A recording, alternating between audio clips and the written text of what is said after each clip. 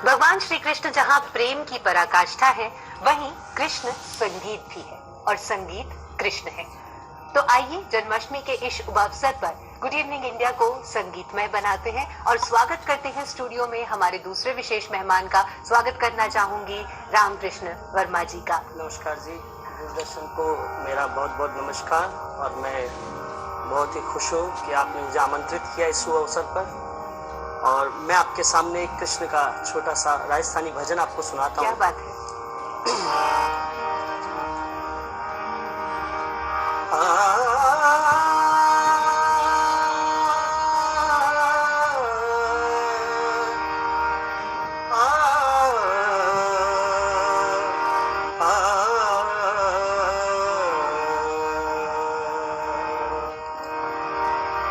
हमारा श्याम बिहारी बरसाने बगान में बोले मोर जी। हमारा श्याम बिहारी बरसाने बगान में बोले मोर। बरसाने बागा में बोले मोर जी। हमारा छेल बिहारी कुंज बिहारी बरसाने बागा में बोले मोर। क्या बात है रामकृष्ण जी, इतना खूबसूरत आपने राजस्थानी फोक गीत ये गाया कृष्ण भजन का। आपसे ये पूछना चाहूंगी कि किस तरह से जो सांगीतिक यात्रा है आपकी, उसकी शुरुआत हुई? जी, घर में पहले से ही संगीत था।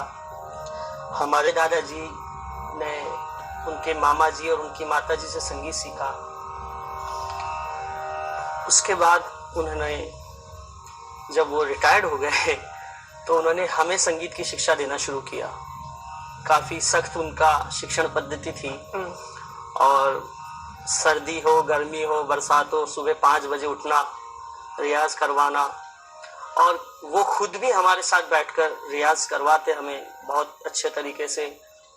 पिटाई भी होती थी कई बातों पर कि आपने ये तैयार नहीं किया या इसको समय पे तैयार करिए। तो धीरे धीरे धीरे उन्होंने हमें 5-7 साल जो है संगीत की शिक्षा, खास करके शास्त्रीय संगीत की शिक्षा उन्होंने दी। और साथ साथ हमें भजन, गजल या जो कि मैं राजस्थान से बिलोंग करता हूँ, वहाँ का जो फोक है वो उन्होंने हमें सिखाया।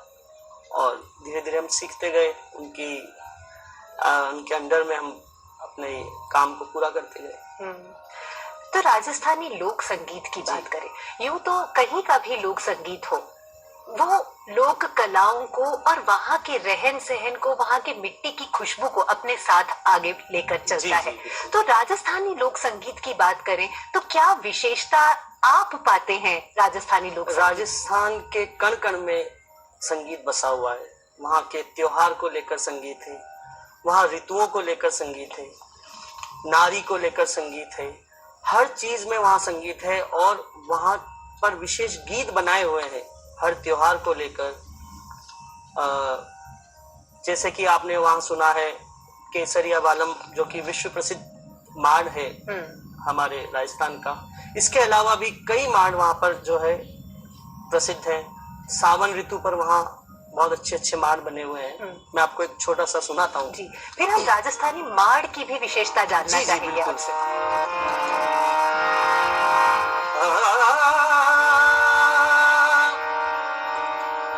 सखी आयो आयो सावन मास सुरंगो मने इज ढोल रे गालो है सखीरी माने ढोल रे गालो है।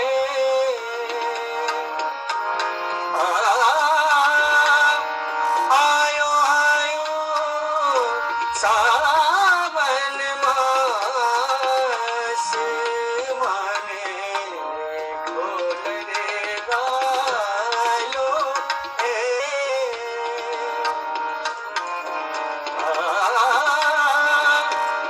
अंबर छाई बादली तो टप टप बरसे मेघ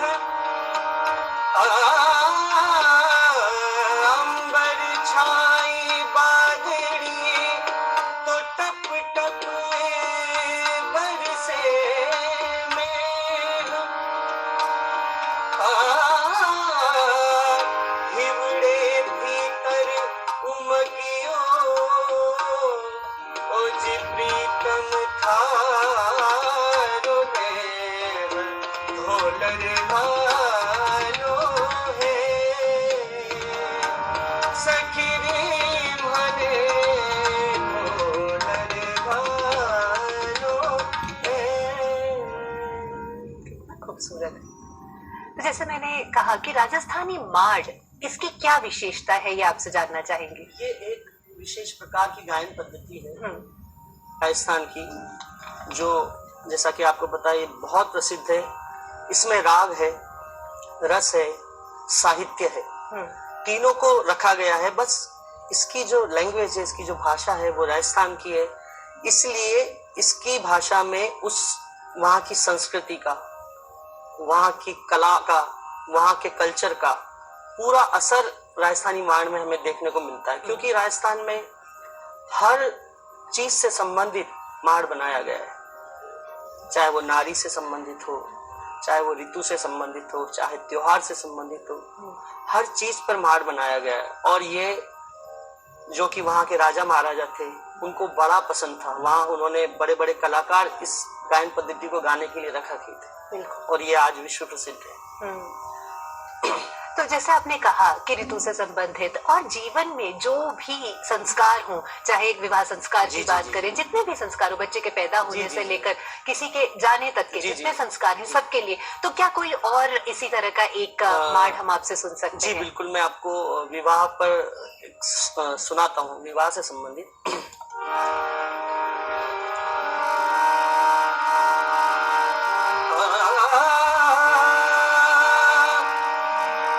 इसमें जैसलमेर का भी, जो जैसलमेर वहाँ एक जगह है राजस्थान में, उस जगह का ये माड़ है। और दूल्हे को वहाँ बना कहा जाता है।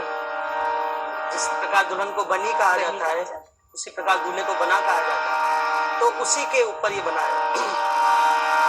बना जी थाने चंद बदनी परिणामा मारा रंग धर हालो बनड़ा जैसल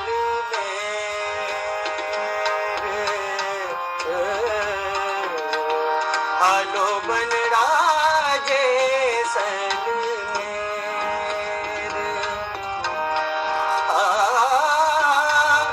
बना जी थाने चंद बदनी परिणामा मारा रंग धर मारा रंग धर हालो बनड़ा जैसल में। ये जैसलमेर उन्हें बुलाया जा रहा है। हालो हालो जैसलमेर, इस प्रकार से वहाँ मान बनाए हुए हैं।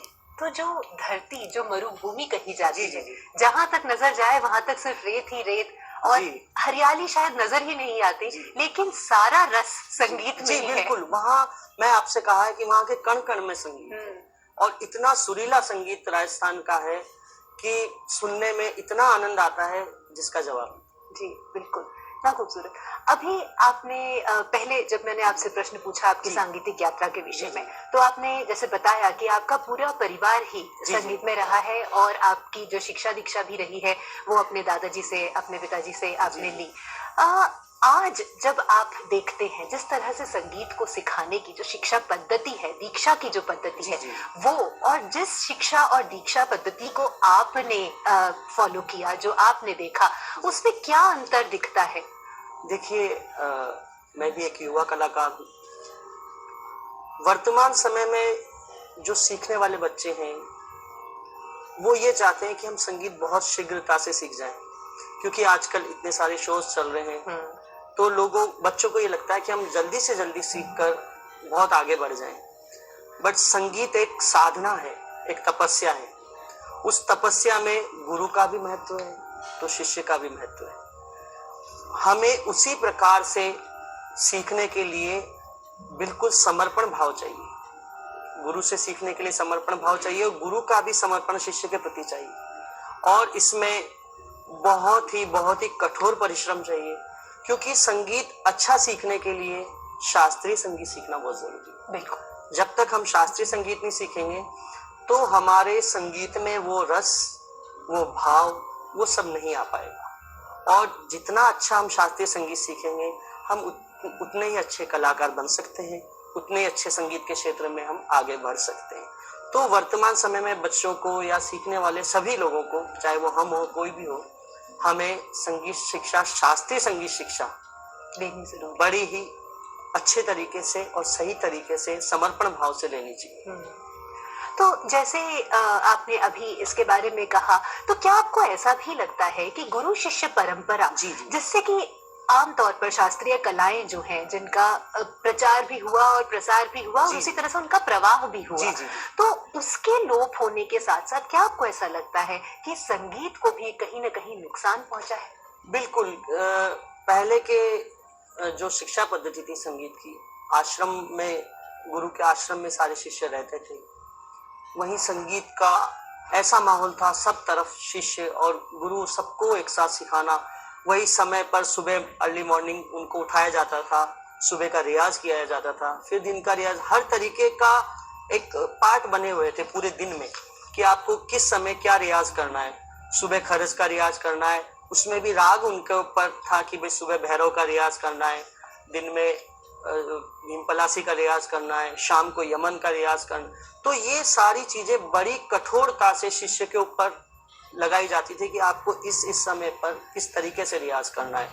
और जब शिष्य अपनी पूरी मेहनत करता, गुरु भी अपनी पूरी मेहनत करते हैं, तो आज आप देखिए बड़े बड़े कलाकार जिनको हम सुनते हैं, जिनको सुनकर हम कुछ करने की कोशिश कर रहे हैं संगीत के क्षेत्र में, वो उनका नाम इसीलिए हुआ है क्योंकि उन्होंने बहुत मेहनत करी है और अपने गुरु के प्रति समर्पण भाव रखा है, संगीत के प्रति समर्पण भाव रखा है। क्योंकि जहां तक कला के प्रति समर्पण नहीं होगा, गुरु के प्रति समर्पण नहीं होगा, हम इस क्षेत्र में आगे नहीं बढ़ सकते। आप अपने जीवन में किन को अपने आइडियल्स मानते हैं? देखिए, वैसे तो मैं अपने दादाजी को मानता हूँ सब कुछ, लेकिन मेरे जीवन में या मुझे संगीत सुनना जिनका अच्छा लगता है, उस्ताद आमिर खान साहब, जो कि शास्त्रीय संगीत के बहुत ही दिग्गज आर्टिस्ट हैं, उनका मुझे बहुत अच्छा लगता है। अभी वर्तमान समय में उस्ताद राशिद खान साहब को मैं सुनना बहुत पसंद करता हूँ, और उन्हें सुन के कुछ सीखने की कोशिश करता हूँ कि ऐसी बात कुछ अगर आ जाए, गुरु की कृपा हो, माँ सरस्वती की कृपा हो, ऐसी बात कुछ आ जाए, तो मैं उन्हें सुनना बहुत पसंद करता हूँ। तो अब हमारे दर्शकों को क्या सुनाना चाहेंगे? मैं, चूंकि शास्त्रीय संगीत की बात चल रही थी, तो मैं एक मुल्तानी में छोटी सी एक शास्त्रीय संगीत की बंदिश आपको सुनाता हूँ। जी जरूर।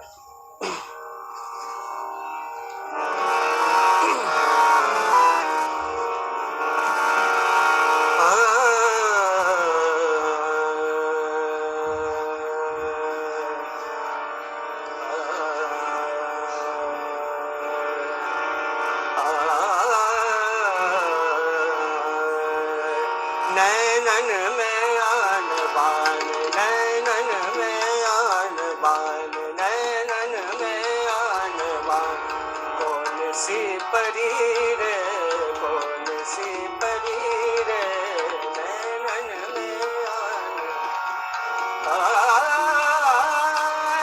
निस दिन सोवत पलकन खोलत, निस दिन सोवत पलकन खोलत, जब देखु मुख